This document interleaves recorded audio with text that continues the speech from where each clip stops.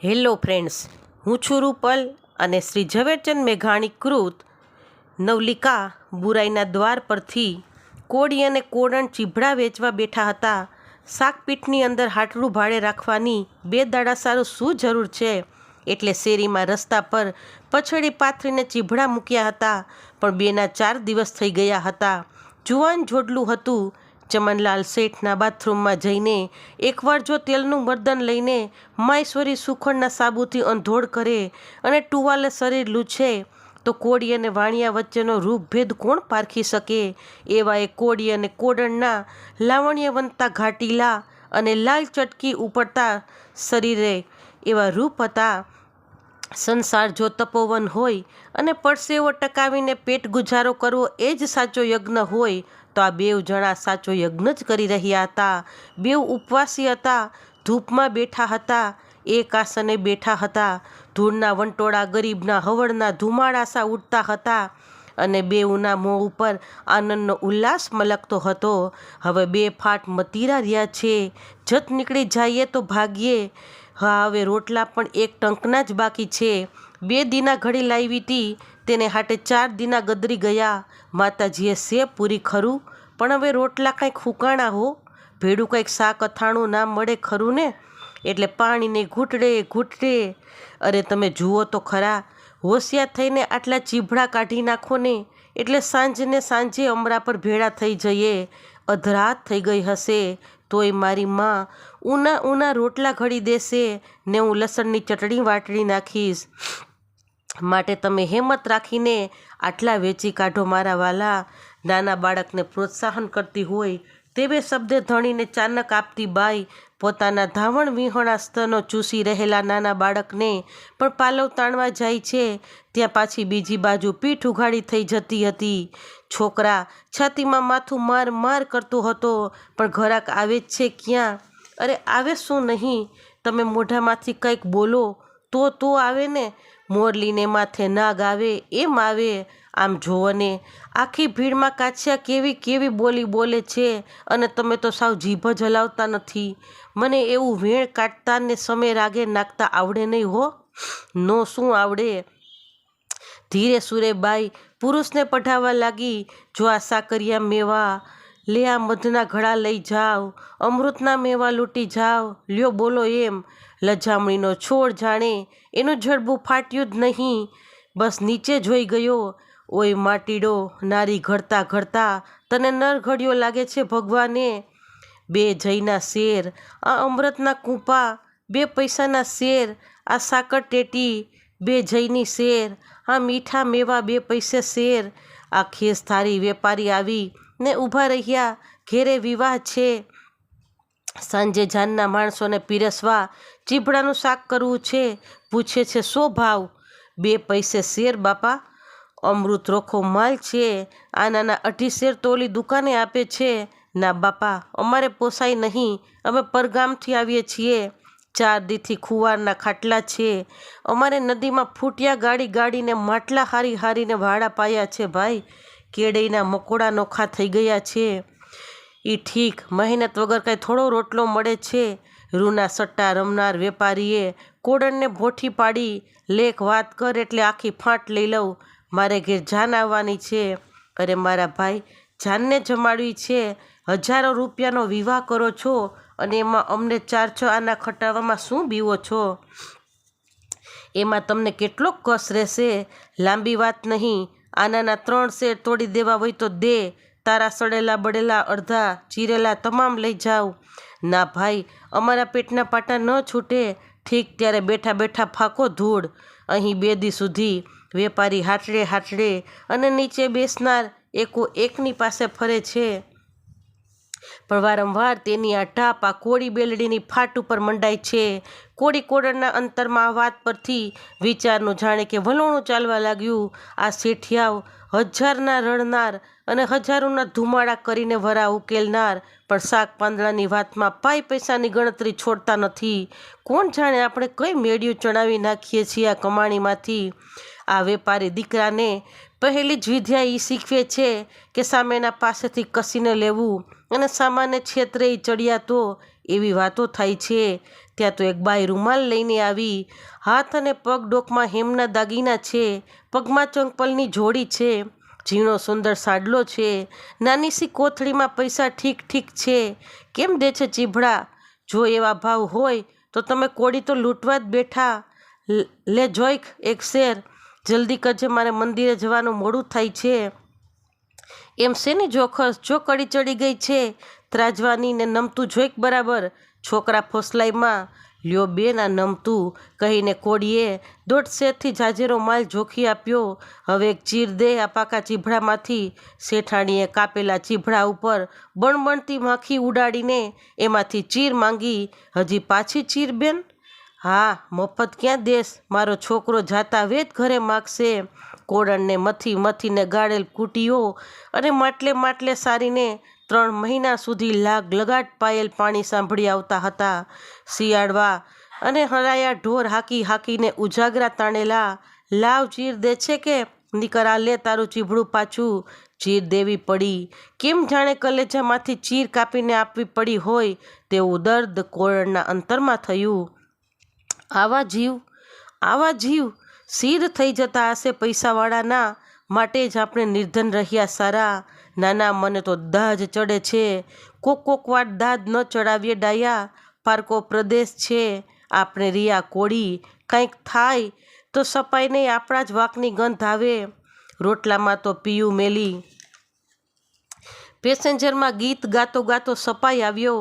અનેક ચીભડું લઈ કશી ચર્ચા માથાકૂટ કે લપચપ કર્યા વગર મલપતી ચાલે ચાલ્યો ગયો.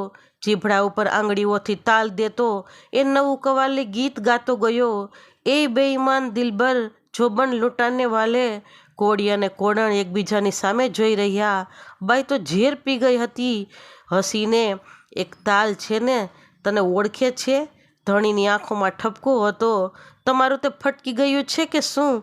4 પૈસાનો માલ આમ ઉપાડીને હાલતો થાય તોય તું દાંત કાઢસ? કેમ જાણે તારા પિયરનો હગો હોય. હવે જાતું કરો ને. બાઈએ ધણીના વાસામાં હાથ ફેરવ્યો. જોને તારા લુગડા 1 મહિનામાં મેલા ઘાટ થઈ ગયા છે. આજે સાંજે મારા બાપને ઘેર પહોંચવા દે, ત્યાં ખારો પાટ છે. તે હંધાઈ લુગડા ત્યાં ઘસી ભૂસી ચોડી ને હડમાનની ફૂઈએ રૂપાળા ધબધબાવી નાખું. હાલો મારો વાલો કરું. હવે એકાદ લલકારો કરો જોઉં. ધણીના કલેજાની કળ જાણે કે આ સુવાળા વચનો વડે ઉતરી. માતાના હમ, મને શરમ આવે છે. હેઠપ નાની વહુ કહીને કોમળ કંઠે કોળણે સૂર છેડ્યા. એ આ સરબતીના કુંભા લઈ જાવ. સાંજ નમતી હતી. વરવહુના ચહેરા પર પશ્ચિમના કેસુડા જાણે રંગ ઢોળતા હતા. આથમણી દિશાના માડી સૂરજે ફૂલ ભરપૂર ખાખરાના કેસરિયા વનખડા કર્યા હતા. વાદળાઓમાં રમતી વગડાઓ છોકરીઓ એ વન ફૂલોને વેડતી હતી. સાંજે આપણે જઈએ ત્યારે 4 દીના પૈસા તમારી પાઘડીના માયલી કોરના એક આટામાં બાંધી લેજો હો. રસ્તે કાઠીનું ગામ આવે છે, પણ એ તો પાઘડી નહીં પડાવી લે. ઠીક, ત્યારે હું મારા કેડે બાંધી લઈશ. બકરીને હાંકતા ફરી બાઈએ લલકારો કર્યો કે આ ઘીના ચીભડા લઈ જાઓ. કેમ કર્યા ચીભડા? એમ પૂછતા જવાબની રાહ પણ જોયા વગર એક જુવાન નીચે બેસીને કહે છે કે અધમણ જોખો. સુમનલાલ પેલા ખેસધારી વેપારી સામેની એક ખોજાની દુકાને તેણે આ સુમનલાલને હાથથી ઈશારો કર્યો અને બોલાવી લીધાને કહ્યું કે ઉતાવળ કરો માં, આ છે પરગામના. આજ શાંત પડશે એટલે મફતમાં ચીભડા આપી દેશે. એવા બંને થાકેલા છે. તમે થોડી વાર થોભી જાઓ. આનાના 3 શેર લેખે આખો લોટ આપણે ઉપાડીને પછી વહેંચી લેશું. કોળી કોળણ સમજી લીધું. આપણું ઘરાક ટળ્યું. ઓલા શેઠિયાને મન તો કાંઈનું કાંઈ થઈ જાય છે. કોળીના ધગધગતા મગજમાંથી જાણે કલ્પનાના 10 માનવી આખી ડાંગ લઈને દોડે છે અને વેપારીની માથે ત્રાટકે છે. એના સલાહકાર ભાઈ કોળી કોળણ સામે જોઈ હસવા લાગ્યા, પણ સુમનલાલની અધીરાઈ દેખાવા લાગી. વારંવાર તેની નજર પોતાની કાંડા ઘડિયાળ અને કાંડા ઉપર પડી.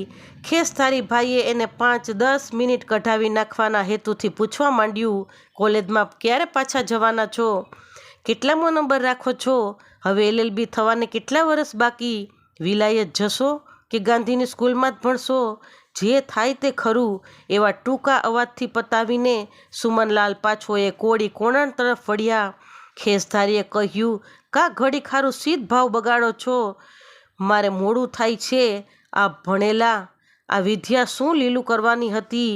લ્યો જોખો અધમણ કોળી. દરેક 5 શેરની ધારણમાં એક એક શેર નમતું તોડવા લાગ્યો કોરી. ખેસધારી ભાઈ આવીને ઊભા રહ્યા અને બોલ્યા, આ બધું તો એકનું એક થયું મારા ગાંડા. કે કોડા રહ્યા કે કોડા જ? કેમ આટલી નમતી ધારણે તો એ જ હિસાબ થઈ રહે છે ને? મેં આનાના 3 શેર તો માગ્યા તા. અમે તો બાપા રકઝકના કાયર છીએ. 4 દિવસથી સૂકા રોટલા ખાતા હોય. અમને થોડુંક કામ પેટમાં પાણીની જેમ ખૂંચે છે. બાપ, કોડણ બોલતી ગઈ. કોળી જોગતો ગયો. 5 ચીભડા વધ્યા. જુવાને કહ્યું, જોખો એક વધુ ધારણ. ના, કોડણે કહ્યું, ઈ એમને એમ લઈ જાઓ ભાઈ, ધારણ નથી કરવી. ભલે ભાઈ લઈ જતા તમારું પેટ ઠરે. બાપા, જુવાન સુમનલાલને આ કોળી કોડણમાં રસ પડ્યો. વડ જ વર્થના ઉર્મી ગીતોમાં કદી આવો રસ નહોતો ઉપજ્યો. એણે કૌતુકથી પૂછવા માંડ્યું, ક્યાંના છો? ક્યાં વાડા કરો છો? કેટલા મહિનાની મહેનત, સીસી મુસીબતો પડે આમાં. કેટલું રડો છો? ક્યારે પરણ્યા? કેટલી ઉંમર છે બેયની? એવું ઘણા પ્રશ્નો પૂછવા માંડ્યા. અને કેમ ટાઢા રોટલા ખાવ છો? અહીં કોઈ ન્યાતીલાઓના ખોરડા નથી? દરેકના જવાબમાં સુમનલાલે સંધ્યાના રંગો જેટલી જ નિખાલસ સલુકાઈ દીઠી. વચ્ચે વચ્ચે વર વહુના મતભેદનું મીઠું ટીખળ પણ માણ્યું. પણ આ વર વહુએ વાતો દરમિયાન પોતાનો સંકેલો ચાલુ જ રાખ્યો હતો.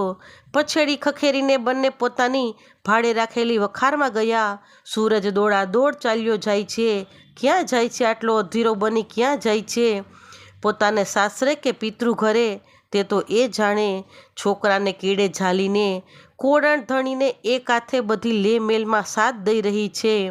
આ અલીભાઈની ચાવી દઈ દ્યો. શેરીમાં લઈ આવો. આ છરી દઈ દ્યો. આ દીવામાંથી ઘાસલેટ ઢોળીને લઈ લ્યો. આ લ્યો, પેલું લ્યો. આ કાગળમાં વીંટી લ્યો. આ તાળું વખારના માલિકને આપી આવો. લ્યો, આપણા લુગડા લતાની ને તોલા તારવજવાની ફાટ બંધાવું.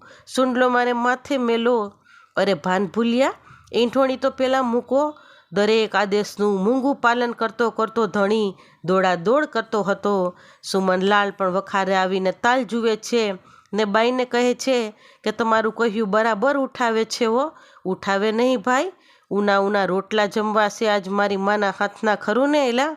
કોળીના વ્યસનહીન રાતા હોઠ મરકતા હતા. પાછળ આ વખતે તો અમારે સરમણિયાને મેળે જવું છે. કોને? એલા કોળી જુવાનની આંખોમાં આ બધી વાતોની સેક્શન થકી આનંદના દીવા રમવા લાગ્યા. પેલા ખેસધારી ભાઈ 5મી બીડીનું ખોખું ચૂસતા ક્યાંક આટો દઈને પાછા આવ્યા. કાં સુમનલાલ, શાક ક્યારનું ઘરે પહોંચાડી દીધું મજૂર ભેડું ભાઈ? ઠીક, મજૂરને પણ ઘરનું 2 ટકનું શાક એમાંથી નીકળી જશે, ખરું ને? બહુ રોકાણા. કાંડા ઘડિયાળના કાંટા ખોટકાઈ ગયા કે શું? એ મર્મમાં હૃદયની તમામ દુર્ગંધ આવતી હતી. સુમનલાલે કહ્યું, હું તો જોઈ રહ્યો છું કે આ લોકોનું કેવું સાચું સહિયારું જીવન છે. કોલેજમાં આવું નહીં શીખવાતું હોય ખરું? વાણિયાના દીકરાઓની નિશાળમાં શાક પીઠમાં ખોલવા જેવું છે, કેમ નહીં? હા, સટ્ટા બજારમાં તો નહીં જો. ત્યાં બાઈઓ ના મળે, ખરું ને? એટલે જ આપણે પાંગડા છીએ ને બાઈઓ રસોડે આપણા મહેમાન સારું ઊની રોટલી જ ઉતાર્યા કરે છે. દરમિયાન કોળી કોળણ પરવારી રહ્યા. વહુએ માથા પર ગાંસડીવાળો સુંડો ચડાવી લીધો. ધણીએ છોકરાને ખંભે ચડાવ્યો.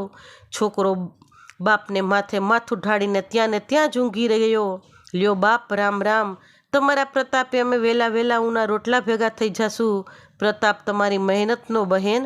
ઉજળિયા જુવાનના મોઢામાંથી બહેન શબ્દ સાંભળતા કોડણને એક નવી દુનિયાના દ્વાર ઉઘડી પડવા લાગ્યા. હું રાજ પર આવીશ ત્યારે તમારા વાસમાં ચોક્કસ આવીશ. જરૂર આવજો ભાઈ. આ ગગાના હમછે તમને. ઘરે જઈ પોતાની બહેનના લગ્ન હતા. તેની ધમાલમાંથી છાનો મૂનો પોતાની જુવાન પત્ની સવિતાને મેળી ઉપર બોલાવીને સુમનલાલ અમરા પરનો કેળો બતાવતો હતો. સવિતા, એ કેળે એક વરવહુ ચાલ્યા જાય છે એનું તે સાચું સહજીવન મરતા મરતા પણ એ જીવતરના તોફાનો સાથે રહી વીંઝે છે. આપણું સહજીવન કેવળ સિનેમામાં, ફોટોગ્રાફમાં અને રસ્તાના 5-6 કલાકમાં. હું વકીલ થઈશ ને તું કુટુંબમાં રોવા કૂટવાનું કરીશ, મારું ભઠિયારું ખાનું કરીશ, મારો ક્લાસ પણ નહીં બની શકે. ધૂણા છૂટે છે ના 21 કરોડ વાર જૂઠા બોલાયેલા મંત્ર પર. એ મંત્રના આચરનારા એ જાપ અમરા પરના કેળા ઉપર માતાના હમ કે અમરા પરને કેળે પુરુષ ખંભે છોકરું સુવાડીને સ્ત્રીના હાથમાં હાથ પરોવીને કહેતો હતો, આજે તો મને ખાઈ ગઈ તી. 5 વર્ષના વાડા વાવતા આજે ગળાગળ આવી ગયો તો.